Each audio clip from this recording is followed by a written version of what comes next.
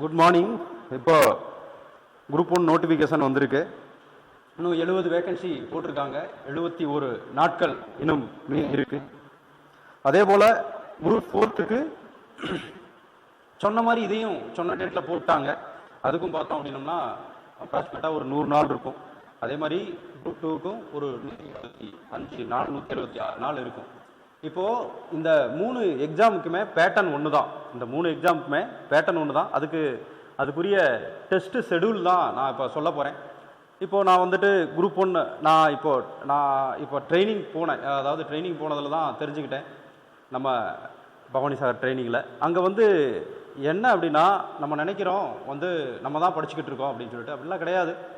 என் ரூமில் இருந்த எல்லா பேருமே குரூப் 1 மெயின்ஸ் எழுதிட்டு வந்து தான் இருந்தாங்க. ஆனால் குரூப் 4ல் ஜாயின் பண்ணியிருந்தாங்க. இது எதுக்கு உங்களுக்கு பயமுறுத்துறதுக்காண்டியோ உங்களை ஸ்ட்ரெஸ் பண்ணுறதுக்காண்டியோ இந்த விஷயத்தை நான் உங்களுக்கு நோட்டீஸ் பண்ணல. ஆக்சுவலாக ஜாலியாக படிங்க. ஜாலியாக அதாவது இன்றைக்கி 71 நாள் அப்படிங்கிறதுக்கு நான் பண்ண தவறுகள் 2009 ஸ்டார்ட் பண்ணது. நான் சில தவறுகள்லாம் பண்ணேன். அந்த தவறுகளை எக்ஸ்பிளைன் பண்ணுறேன். இது ஒரு பெரிய பூதகரமானது அப்படிலாம் நான் சொல்ல வரல. பட் வந்து ஜாலியாக படிங்க. ஜாலியாக படிக்கிறதுக்கு சில தடைகள் வரும். என்ன அப்படின்னா, நம்ம தான் அது தடைகள், வேறு யாரும் இல்லை. வெளியில் எக்ஸ்டர்னலாக எந்த ஒரு தடையும் இருக்க வாய்ப்பு இல்லை. இந்த மனசை டிசிப்ளினாக பண்ணிக்கிட்டு நம்ம 71 நாள் இன்னும் ஸ்டார்ட் பண்ணாமல் சில பேர் இருப்பீங்க. சீக்கிரம் ஸ்டார்ட் பண்ணிடுங்க. அதே மாதிரி பல வருடக்கணக்காக படிச்சுக்கிட்டு இருக்காங்க. அவங்க முன்னாடி நம்மெல்லாம் எப்படி படிக்கிறது, பாஸ் ஆகிறது, அப்படிலாம் ஒன்றுமே கிடையாது. அந்த 3 மணி நேரம் அந்த போயிட்டு உட்காந்து அந்த 3 மணி நேரத்தில் நீங்கள் எப்படி உங்களோட ப்ரெசன்ஸ் ஆஃப் மைண்டை யூஸ் பண்ண போகிறீங்களோ அந்த அளவுக்கு தான் உங்களுக்கு வந்து இந்த எக்ஸாம் வந்து இதாக இருக்கும். அதுக்கு மேலே நாலேஜ் இல்லாமல் போயிட்டு 3 மணி நேரத்தில் உட்காந்துருவேன் அப்படின்லாம் சொல்ல முடியாது. செய்ய வேண்டிய வேலைகளை திருந்த செய். அந்த 70 நாட்களுக்குள்ளேயே நீங்கள் உருப்படியாக படிச்சிங்கன்னா போதும். ஆனால் ஒன்று இப்போ பாருங்கள், நேற்று எஸ்ஐ நோட்டிஃபிகேஷன் வேறு விட்டாங்க. எஸ்ஐ இந்த எக்ஸாம் எல்லாம் பெரிய வித்தியாசம்லாம் கிடையாது. அதுக்கு ரீசனிங் இருக்குது, இதுக்கு ரீசனிங் இருக்குது. ஸோ ஏஜ் உள்ளவங்க எல்லாத்துலேயுமே இந்த வருஷம், ஏன்னா நெக்ஸ்ட் இயர் எலெக்ஷன் வர்றதுனால இந்த வருடம் அவங்களுக்கு எல்லா நோட்டிஃபிகேஷனுமே வெளியிட்டுருவாங்க. ஸோ அதில் வேலைக்கு படிக்கிறவங்க எல்லா பேரும் படித்து இதோட எஸ்ஐ வேகன்சி கிட்டத்தட்ட இவ்வளோ வேகன்சி எனக்கு தெரிஞ்சு இது வரைக்கும் போட்டதில்லை. போன தடவை 450 வேகன்சி தான் போட்டாங்க. இன்றைக்கி அது 1000க்கு மேலே வேகன்சி வந்திருக்கு. இப்போ பசங்களுக்கு மட்டுமே 400 வேகன்சிக்கு மேலே இருக்குது. ஸோ இதை உபயோகப்படுத்தி வேலைக்கு போகணும். அதே மாதிரி தான் அந்த குரூப் 1 குரூப் 2 எல்லாமே இந்த 2021 கவர்மெண்ட்டில் நிறையா பேர் 25ல் நிறையா பேர் ரிட்டையர்மெண்ட் வேறு ஆகுறாங்கன்னு சொல்லுவாங்க. நான் ஆஃபீஸில் பேசிக்குவாங்க. ஸோ இதெல்லாம் கால்குலேஷன் பண்ணி பார்க்குறப்ப இந்த வருஷம் வந்து உங்களுக்கு ஈஸியாக வேலைக்கு போக முடியும். அதே மாதிரி இந்த டிஎன்பிஎஸ்சி சிலபஸ் எடுத்துக்கிட்டோம் அப்படின்னா, நான் ஏன் வந்து உடனே நம்ம குரூப் 1லாம் பெரிய நம்ம பார்க்குற ஸ்டூடெண்ட்டுகளும் அதே தான் சொல்லுவாங்க, சார் நம்மளுக்கு ஏதாவது ஒரு குரூப் 4 வேலைக்கு போனால் போதும் அப்படின்னு சொல்லிட்டு. நான் போய் அங்கே 1000 பேர் ட்ரைனிங் பண்ண இடத்துல 1960 பேருக்கு மேலே ட்ரைனிங் பண்ணாங்க. அந்த ட்ரைனிங் பண்ண இடத்துல எல்லா பேருமே ஒரு வேலை கிடைக்க வரைக்கும் தான், எந்த ஒரு வேலைன்னு மட்டும் இல்லை, எதுவும் ஒன்று கிடைக்க வரைக்கும் நம்மளுக்கு அது பெருசாக தெரியும். கிடச்சினா அதை யூஸ் அண்ட் த்ரோ ஆகிட்டு போயிடும். அது ஒரு பெருசாகவே தெரியாது கிடைச்சதுக்கப்புறம். அது மாதிரி தான் உங்கள் வேலையும்.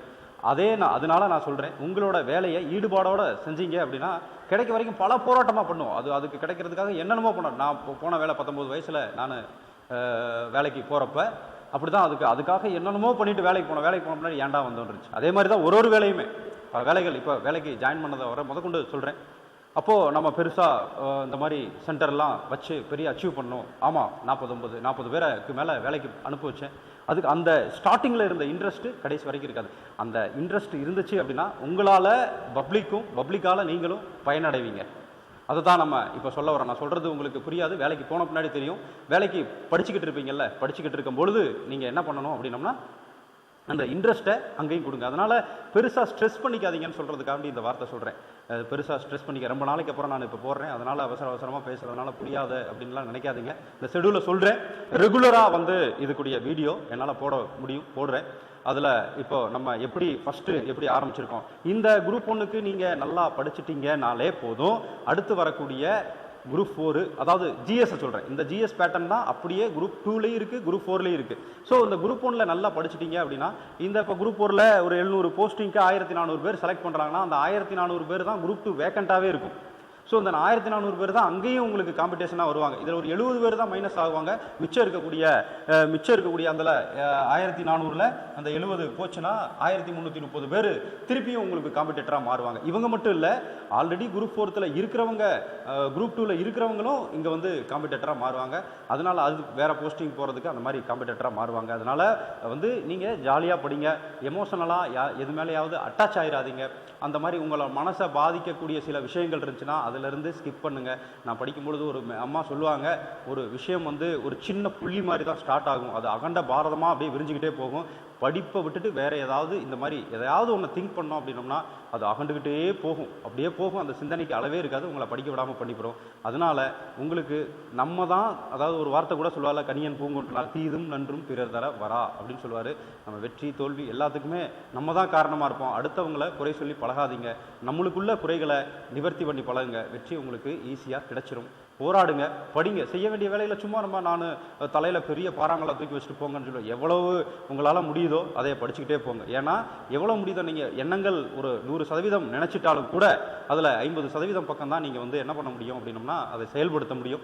அதை செயல்படுத்துறதே கொஞ்சம் கொஞ்சமாக இன்க்ரீஸ் பண்ணிக்கிட்டே போகலாம். இன்க்ரீஸ் பண்ணிங்கனாக்க உங்களோட திறமைகள் வெளிப்பட்டுரும். அது பழச அந்த அகண்ட பாரதம் மாதிரி புத்தி விரிஞ்சிக்கிட்டே போகும்ல, அது சுருங்கிரும். உங்களோட இந்த எண்ணங்கள் விரிவடைஞ்சிரும். நம்ம நாட்டுக்கு செய்ய வேண்டிய காரியங்கள் நிறைய இருக்குது. அதை யோசிச்சு பார்த்துட்டு நல்லபடியாக படிங்க, நல்லா தொடங்குங்க. இன்னையில இருந்து தொடங்குங்க. இந்த தமிழ் பட்டாளம் உங்களுக்கு நல்ல ஒரு உதவிகரமாக இருக்கும்.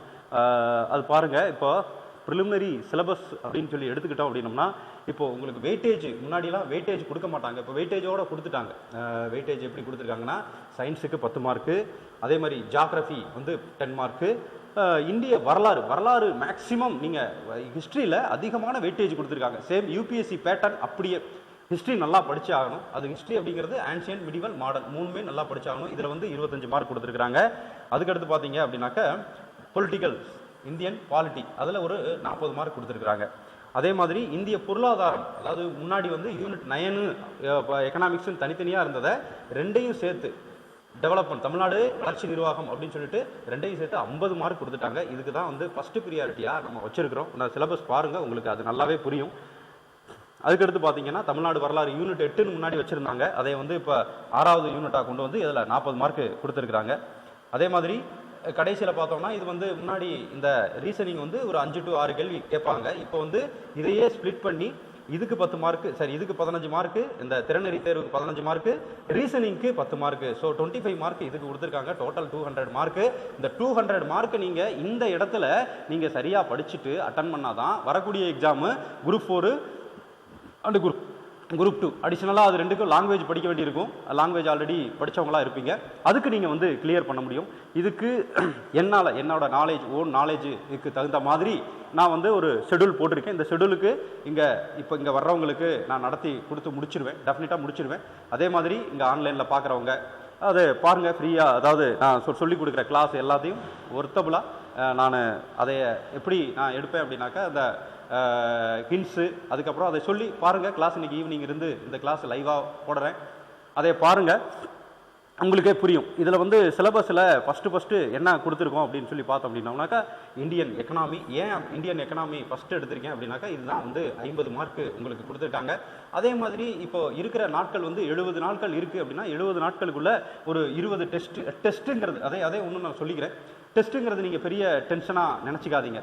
டெஸ்ட்டுங்கிறது என்னன்னா, ஒரு 10 பேர், ஒரு 100 பேர் எழுதுறாங்க, 50 பேர் எழுதுறாங்க அப்படின்னா அவங்க முன்னாடி நம்ம ஸ்டேட்டஸ் என்ன இருக்குது, இன்னும் எவ்வளோ தூரம் பயணிக்கணும் அப்படின்னு தெரிஞ்சுக்கிறதுக்காக தான் டெஸ்ட்டு. அது இங்கே நான் வைக்கிற டெஸ்ட்டு, இப்போ யாராவது வைக்கிற டெஸ்ட்டு அதுவே அப்படியெல்லாம் வந்துடாது. உங்களை நீங்கள் ஸ்கேல் பண்ணிக்கிறதுக்கு தாண்டி தான் டெஸ்ட்டு. எப்போ வரைக்கும் 70வது நாள் வரைக்கும் நீங்கள் உங்களை ஸ்கேல் பண்ணிக்கலாம், அது வரைக்கும் உங்களை இம்ப்ரூவ் பண்ணிக்கலாம். இம்ப்ரூவ் பண்ணுனா அங்கே போயிட்டு நம்மளுக்கு தேவை என்னது, அந்த கடைசியாக இருக்கக்கூடிய 3 மணி நேரம் தான். அந்த 3 மணி நேரத்தில் தான் வந்து நம்மளுக்கு தேவையை ஒழிய நம்ம என்ன பண்ணுறோம், இப்போ டெஸ்ட்டு அங்கே போடலாம் இங்கே போடலாம் ஒன்றும் இல்லை. ஃபஸ்ட்டு நாலேஜ் கெயின் பண்ணுங்கள், உங்கள் நாலேஜை கெயின் பண்ணுங்கள். இது வந்து குரூப் 1 எக்ஸாமு இப்போலாம் வந்து பேட்டர்னே சேஞ்ச் ஆகிருக்கு. ஈவன் குரூப் 4 வரைக்குமே பேட்டர்ன் சேஞ்ச் ஆகிருக்கு. காரணம் என்ன அப்படின்னா, உங்களோட யூபிஎஸ்சி பேட்டர்னுக்கு நல்லா சிந்திக்கிற மாதிரி கொஸ்டின் கொடுத்துட்டாங்க. முன்னாடி மாதிரி மனப்பாடம் நம்ம ஒன்று படிச்சுட்டு போயிட்டோம். இப்போ குரூப் 2 எழுதியிருக்கவங்களுக்கு உங்களுக்கு நல்லாவே தெரிஞ்சிருக்கும். குரூப் 2 கூட விடுங்க, அப்ஜெக்டிவ் டைப் கிடையாது. குரூப் 2A இப்போ லாஸ்ட்டாக எழுதி முடிச்சவங்க, நான் போய் எழுதினேன். அந்த பரீட்சையில் 2Aல எப்படி கேட்டிருந்தாங்க பாருங்க, நீங்கள் படித்தது ஏதாவது அங்கே எங்கேயும் ப்ரிப்பேர் பண்ணது வந்துருச்சு, அவங்க எப்படியாவது கேட்பாங்க. நம்மளுக்கு தேவை என்னது, நாலேஜ். அந்த நாலேஜை கெயின் பண்ணுங்கள். Knowledge is power. அந்த நாலேஜ் இஸ் தான் நம்ம வெப்பன். அதைய கெயின் பண்ணுறதுக்கு என்னன்னா வாசிப்பு திறன் அதிகமாக வேணும். ப்ராடாக வாசிங்க, நிறைய வாசிங்க, நிறைய தெரிஞ்சுக்கோங்க. அதுக்கு அதை நோட்ஸ் எடுங்க, அதை குறித்து வச்சுக்கோங்க. அது வந்து இந்த டெஸ்ட்டு ஒன் ஆஃப் த உங்களை ஸ்கேல் பண்ணுறதுக்கு எந்த விஷயம் எங்கிட்ட இருந்து வேணாலும் கேட்கலாம். அதுக்காக தான் இது உதவும். அதனால இந்த டெஸ்ட்டு கிடைக்கலையே வைக்கலையா அப்படிலாம் நீங்கள் டென்ஷன் விட்றாதீங்க. ஒரு நாளைக்கு அதிகப்படியமாக படிங்க. இந்த 70 நாட்களை நல்லபடியாக யூஸ் பண்ணுங்கள். அதுக்கு நம்மளோட சப்போர்ட் கண்டிப்பாக எங்கேயாவது பார்த்துக்கிட்டு இருக்கவங்களுக்கு இது நான் இன்னைக்கு தான் முதல் தொடங்குறேன், ரொம்ப நாள் ஆயிடுச்சு. ஸோ இன்னும் வந்து தொடர்ச்சியாக நான் அந்த வீடியோவை போடுவேன். ஸோ எங்கேயாவது பார்த்துட்டு இருக்கவங்களுக்கு இது கன்ஃபார்மாக உதவிகரமாக இருக்கும்னு நினைக்கிறேன். என்னை குரூப் 2லேருந்து பார்த்துட்டு இருப்பீங்க. இந்த இடையில ஒரு 5 மாதம் நான் ஜாயின் பண்ணதுக்கப்புறம் கண்டினியூவாக ட்ரைனிங் போட்டாங்க. ஸோ வந்து இப்போ வந்துட்டேன். அதனால் என்னால் இதை தொடர்ச்சியாக பண்ண முடியல. இப்போ வந்து தொடர்ச்சியாக இதை கொடுத்துட்டு வரேன். உங்களுக்கு கட்டாயம் பயனுள்ளதாக இருக்கும். இது வந்து பார்த்தீங்க அப்படின்னாக்கா எக்கனாமிக்ஸை ஒரு டெஸ்ட்டாக போட்டிருக்கு. எக்கனாமிக்ஸை 2 ஸ்ப்ளிட் பண்ணி 2ஆக போட்டிருக்கு. ஆல்ரெடி இப்போ புதுசாக படிச்சுட்டு இருக்கவங்க ஒன்றும் வருத்தப்பட வேண்டாம். எவ்வளோ உங்களால் முடியுதோ அவ்வளோ படிங்க. மிச்சத்தை குரூப் 4ல் கவர் பண்ணிக்கலாம். ஆல்ரெடி படித்தவங்க, ஆக்சுவலாக அந்த குரூப் 4ல் வேலைக்கு ஜாயின் பண்ணவங்க, குரூப் 2ல் வேலைக்கு ஜாயின் பண்ணவங்க, அவங்களுக்கு வந்து இது ஆல்ரெடி படிச்சிருப்பாங்க. அதை வந்து ஒரு ரீகலெக்ட் மட்டும் பண்ணால் போதும். அப்போது ஒரு வாரத்தில் இதை வந்து 2 ஸ்ப்ளிட்டாக பண்ணி 2 டெஸ்ட்டாக போட்டிருக்கு எக்கனாமிக்ஸ் மட்டும். அப்போ இந்த எக்கனாமிக்ஸு ப்ளஸ் யூனிட் 9 வந்து 2 டெஸ்ட்டாக போட்டுட்டு அதில் வந்து எவ்வளோ கொஸ்டின் வந்து 175 + 175. அப்போது இந்த கொஸ்டின் வந்து இத்தனை கொஸ்டின் வந்து இதுக்கு இருக்கும். நல்ல தரமாக நான் மேக்ஸிமம் டிஎன்பிசியில் கேட்ட நான் கொஸ்டின் எப்படி செட் பண்ணுறேன், டிஎன்பிசியில் கேட்ட கொஸ்டின் ப்ளஸ் யூபிஎஸ்சி கொஸ்டின்ஸ் எல்லாத்தையும் செட் பண்ணி புக்கில் இருக்கக்கூடிய கொஸ்டின் அதெல்லாம் செட் பண்ணி கொடுக்குறேன். அட்டன் பண்ணி பாருங்கள். அந்த இதை எக்ஸ்பிளைனும் நான் பண்ணுறேன். அதை பாருங்கள். இதளவுக்கு ஓரளவுக்கு நம்மளுக்கு எந்த இடத்துல நாலேஜ் இல்லை அப்படிங்கிறது தாராளமாக நம்மளுக்கு தெரிஞ்சிடும். அதே மாதிரி நாலேஜை கெயின் பண்ணிக்க. கரண்ட் அஃபேர்ஸ் பேப்பர் நல்லா படிங்க, பேப்பரை நல்லா வாசிங்க. வாசிக்க நம்ம மனசு சூப்பராக இதாயிரும். கொஞ்சம் பெருசாக நினச்சி படிங்க. உங்களை விட அதிகமாக இருக்கக்கூடிய ஆட்கள், நல்ல அறிவாள ஆட்கள் இருக்கு, அவங்கள கம்பேர் பண்ணுங்கள். உங்களை கீழே இருந்து ஒரு 100 பேர் 10 பேர் இருக்கலாம். 10 பேர்த்தில் நான் பெஸ்ட்டு அப்படிங்கிறத விட தமிழ்நாட்டில் எந்த மூலையிலையோ எங்கேயோ இருந்து உட்காந்துட்டு இருப்பாங்க. நான் போனது இதெல்லாம் என்னோட அறியாமை. நான் போனதுக்கப்புறம் தான் தெரிஞ்சிச்சு இவ்வளோ பேர் இவ்வளவு தூரம் கஷ்டப்பட்டுட்டு இருக்காங்களா அப்படிங்கிறதெல்லாம் நான் தெரிஞ்சுக்கிட்டேன். ஸோ அதனால் வந்து இதை நல்லபடியாக பண்ணுங்கள். ஸோ இது வந்து இதை 2ஆக போட்டிருக்கோம். அது மாதிரி மேக்ஸில் எல்லா டெஸ்ட்லேயும் மேக்ஸ் உங்களுக்கு இருக்குது. ஸோ இது ப்ளஸ்ஸு இது இந்த 10 மார்க்கு தான் இதுக்கு இருந்தாலும் இது இந்த 10 மார்க்கு கூட நம்ம போன தடவை 133 மார்க்கு ப்ரிலிமினரியில் வரல. ஸோ என்ன போயிடுச்சு அப்படின்னா 145க்கு மேலே போயிடுச்சு. குரூப் 1 சொல்கிறேன் நான், 145க்கு மேலே போயிடுச்சு. அந்த இங்கே 140 எடுத்தவங்களுக்கே, ஒரு 139 எடுத்தவங்களுக்கே வரல. ஸோ இதனால் என்ன சொல்கிறேன் அப்படின்னா 150 கிராஸ் பண்ணால் தான் வரும். அதனால் இதில் வந்து ஆல்ரெடி நீங்கள் படிச்சிருப்பீங்க. ரெண்டாவது ஜாகிரஃபி வந்து நீங்கள் இப்போ நல்லா படித்தாங்கன்னா தான் மெயின்ஸில் உங்களுக்கு 3rd பேப்பரில் உங்களுக்கு 100% இது கை கொடுக்கும்.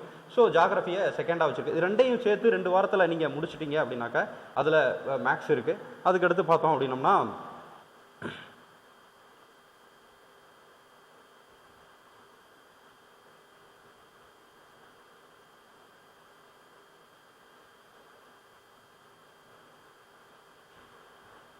நாலு டெஸ்ட்டில் இந்த இது ஃபுல்லாகவே முடிஞ்சிடும். ஜாகிரஃபியும் அதுவும். ரிட்டன் வந்து இப்போ ஹிஸ்ட்ரி அண்ட் ஆன்சியன்ட்டும் மிடிவலும் வருது. அதில் இதெல்லாமே நீங்கள் ஹிஸ்ட்ரியை நல்லா படிச்சிருப்பீங்க. இது 4 டெஸ்ட்டு, அதாவது ஹிஸ்ட்ரியும் ப்ளஸ்ஸு இதுவும் கிட்டத்தட்ட ஹிஸ்ட்ரி தான். தமிழ் சமுதாய வரலாறு யூனிட் 8ன்னு சொல்லுவாங்களா, பல சில யூனிட் 8 இப்போ 6வது இடத்துல கொண்டு வந்து வச்சுருக்காங்கல்ல, அந்தது சங்க காலம் முதல் இக்காலம் வரையிலான தமிழ் இலக்கிய வரலாறு. இதில் 40 மார்க் கேட்குறாங்க உங்களுக்கு. இதில் 40 மார்க் கேட்குறாங்க. ஸோ அதனால் இதுக்கு இம்பார்ட்டன்ட் கொடுத்தே ஆகணும். அதனால் இதையே ஃபஸ்ட்டு முடிச்சிருங்க. அந்த யூனிட் 7ம் யூனிட் 8ம் சேர்த்து இங்கே ஒரு யூனிட்டாக கொடுத்து 40 மார்க்காக வச்சுருக்கிறாங்க. அதனால் இதே 2ஐயும் படிச்சுக்கோங்க. இந்த 2 தலைப்பையும் கொடுத்துருக்கேன் நான். இப்போது உங்களுக்கு பார்க்குறப்ப இது வந்து ஒரு மாதிரி தான் தெரியும். ஒரு விஷயம் நம்ம இப்போது நீங்கள் வேலை வாங்கிட்டு ஆஃபீஸ்க்கே போகிறீங்கன்னு வச்சுக்கோங்களேன். வேலை வாங்கிட்டு ஆஃபீஸ்க்கே போகிறீங்க, அது என்ன ஏதுன்னே புரியாது. XYZ எதுவுமே தெரியாது. அவங்க என்ன சொல்லி தருவாங்க அப்படின்னா, முன்னாடி ஃபைலை பார்த்து வேலை பாருங்கள் அப்படி சொல்லுவாங்க. முன்னாடி இருக்க ஃபைலை பார்த்து வேலை பாருங்கள். யாரும் உங்களுக்கு சொல்லித்தரதுக்கு அங்கே டைமும் இருக்காது. அதே மாதிரி தான் இதுவும். இது வந்து நம்மளுக்கு ஒருத்தவங்க சொல்லித்தரணும், இந்த பேட்டர்ன் என்னடா இவ்வளோ கஷ்டமாக இருக்குது அப்படிலாம் நினைக்காதீங்க. உங்களை மாதிரி உங்களுக்கு முன்னாடி இருக்கவங்க எவ்வளவோ பேர் உங்கள் ஸ்டேஜில் இருந்து வேலைக்கு போனவங்களாம் நிறையா பேர் வரலாறு அது நல்லாவே இருக்குது. அடுத்தவங்களை பற்றி கம்பேர் பண்ண வேண்டிய அவசியம் இல்லை. நம்மளுக்குன்னு ஒரு வரலாறு. இன்னொன்று இதெல்லாம் நீங்கள் நல்லா படிச்சிங்கன்னா தான் குரூப் 4 அட்லீஸ்ட் பாஸ் ஆகும். குரூப் 4 வரைக்குமாவது நீங்கள் நல்லபடியாக போக முடியும். அதனால் இதை ஸ்கிப் பண்ணாமல் எல்லா பேரும் இப்போல்லாம் இந்த இந்த குரூப் 1க்கு முன்னாடிலாம் எனக்கு தெரிஞ்சு 80,000 பேர் போட்டுக்கிட்டு இருந்த அதே குரூப் 1ல் இப்போ எத்தனை போடுறாங்க அப்படின்னா 3 லட்சம் 4 லட்சம் வரைக்கும் கிட்டத்தட்ட அப்ளிகேஷன் போடுறாங்க. ஏன்னா எல்லா பேருக்கும் அவேர்னஸ் வந்துருச்சு. ஸோ இதையும் நீங்கள் படிங்க. எனக்கு தெரிஞ்ச ஒருத்தர் ஐஆர்எஸில் அப்பாயின்மெண்ட் வாங்கிட்டு ஆனால் ஒரு ரிசல்ட் வராதுக்கு முன்னாடி வந்திருந்தார். குரூப் 2க்கு கவுன்சிலிங் வந்திருந்தார். ஆனால் கவுன்சிலிங் வந்து எழுதி கொடுத்துட்டு போயிட்டார். பட் வந்து ஏன் இதை நான் சொல்கிறேன் அப்படின்னா, அங்கே யூபிஎஸ்சி கிளியர் இது பண்ணுறவங்க முதற்கொண்டு இங்கே இந்த பேட்டர்ன் மாறாதனால கிட்டத்தட்ட எல்லாமே சிமிலராக இருக்கிறதுனால எல்லாமே எல்லா பரீட்சையும் எழுதுகிறாங்க. அதனால் உங்கள் நாலேஜுக்கு தான் அங்கே போட்டியை ஒழிய உங்களுக்கான போட்டி கிடையாது. உங்கள் நாலேஜை டெவலப் பண்ணுங்கள். அதனால் இது பார்க்குறதுக்கு உங்களுக்கு சிலபஸை பார்த்தா ஒரு மாதிரி தான் இருக்கும். அப்புறம் நான் 2 கம்பைன் பண்ணி போட்டிருப்பேன். அந்த கம்பைன் பண்ணதுக்கு காரணமே என்ன அப்படின்னாக்கா, இந்த குறுகிய காலத்துக்குள்ளே ஒரு டைம் முடிச்சிட்டிங்க அப்படின்னாக்கா லாஸ்ட் மந்த் வந்து எப்படி ரிவிஷன் பண்ணலாம். இந்த டெஸ்ட்டு உங்களுக்கு இதை ரிவிஷன், அதாவது 2 யூனிட்டாக ஒரு தடவை ரிவிஷன் பண்ணி முடிச்சிட்டோம் அப்படின்னோம்னா அப்புறம் கடைசியில் மாடல் டெஸ்ட் ஒரு 3 மாடல் டெஸ்ட் எழுதிட்டிங்கனாக்கா போதும். இது இல்லாமல் உங்களுக்கு எவ்வளவு கேள்விகளை என்னால் உங்களுக்கு கொடுக்க முடியுமோ அவ்வளோ கேள்விகளை கொடுத்துட்றேன். ஸோ கண்டினியூ பண்ணுங்கள். எனக்கு இன்றைக்கி தான் நான் படப்படான்னு பேசிட்டேன்னு நினைக்கிறேன். ஸோ இனிமேல் இந்த எக்கனாமிக்ஸே இருக்குது அப்படின்னாலும் எக்கனாமிக்ஸை நான் எப்படி ப்ரிப்பேர் பண்ணுவேனோ அந்த ப்ரிப்பேர் பண்ணுற வீடியோ அதை அப்படியே செட் பண்ணி நான் போடுறேன். அது உங்களுக்கு கட்டாயம் பிரயோஜனமாக இருக்கும். ஸோ இந்த சிலபஸ் இதுதான் நான் போட்ட பிளான். அது மாதிரி கான்ஃபிடெண்ட்டாக படிங்க. எல்லாத்துக்குமே அதான் மீண்டும் ஒரு தடவை சொல்கிறேன், தீதும் நன்றும் பிறர் தடவை வர. அடுத்தவங்களில் குறை சொல்லாமல் நம்ம அடுத்தவங்களுக்கு காரணம் இங்கே மட்டும் இல்லை, அது உங்களோட ஹேபிட்டாகவே இருக்கும். இங்கே படிக்கிற இடத்துல இல்லை, வெளியில் நீங்கள் வேலைக்கு போகிற இடத்துல இருந்தாலும் சரி, இங்கே 200 கொஸ்டின் தான் உங்களுக்கு பிரச்சனை அப்படின்னா அங்கே போயிட்டு பல பிரச்சனைகளை எதிர்கொள்ள வேண்டியிருக்கும். நான் போன இடத்துல தான் பார்த்தேன், ஒருத்தர் குரூப் 4ல் இருக்காரு, ஒருத்தர் குரூப் 2ல் உட்காந்துருக்காரு, ஒருத்தர் குரூப் 1ல் உட்காந்துருக்காரு, அப்புறம் ப்ரொமோஷனில் வந்தவங்களாம் இருக்காங்க. இந்த 3 பேருக்குரிய அட்டிடியூட்டு டிஃப்ரெண்ட்டாக இருக்குது. என்னோட எக்ஸ்பீரியன்ஸை தான் ஷேர் பண்ண போகிறேன். அது என்னோட எக்ஸ்பீரியன்ஸை சொல்கிறேன். அவங்கவுங்க என்னென்ன லெவலில் இருக்காங்களோ அவங்கவுங்களுக்கு வந்து அந்த மனநிலை அப்படி தான் இருக்குது. அதனால அந்த வழிகளை தாங்கக்கூடியது, பிரச்சனைகளை எதிர்கொள்ளக்கூடியது உங்களுக்கு ஒரு நல்ல ஆளுமையை தான் அந்த கவர்மெண்ட்டும் விரும்புது. அதுக்காண்டி தான் அந்த மாதிரி பரீட்சையெல்லாம் வைக்கிறாங்கிறத உணர்ந்து நீங்கள் நல்லா படிப்பீங்க, நல்லா படிச்சுட்டு இருப்பீங்க. நம்மளாம் அந்த ஒன்று நான் தான் அங்கெல்லாம் பேசும்போது என்ன சொல்லுவாங்க அப்படின்னா, அட்வைஸ் பண்ண வந்தாவே பிடிக்காது. ஏன்னா ஆல்ரெடி படித்து பாஸ் ஆகி வந்து உட்காந்துருக்காங்க, அட்வைஸ் பண்ணாவே பிடிக்காது. உங்களுக்கும் அதான் நினைக்கிறேன். அட்வைஸ் எல்லாம் தேவையில்லை, நீங்களே ஒரு முன் உதாரணமாக இருப்பீங்க. அதே மாதிரி ரொம்ப பெரிய ஸ்ட்ரெஸ்ஸாலாம் போட்டு படிக்காதீங்க. இந்த 70 நாள் ஜாலியாக படிங்க, ஆனால் அதிக நேரம் படிங்க. எழுதுறத ரீகால் பண்ணிக்கிட்டே இருங்க, படிக்கிறத ரீகால் பண்ணிக்கிட்டே இருங்க. உங்களுக்கு வெற்றி தன்னால் கிடைக்கும்.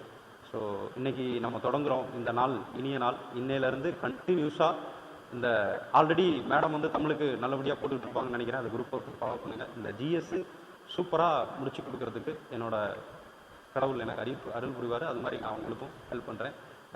தேங்க்யூ ஃபார் வாட்சிங். இந்த தமிழ் பட்டாளத்துக்கு சப்போர்ட் பண்ணுங்கள். தேங்க்யூ.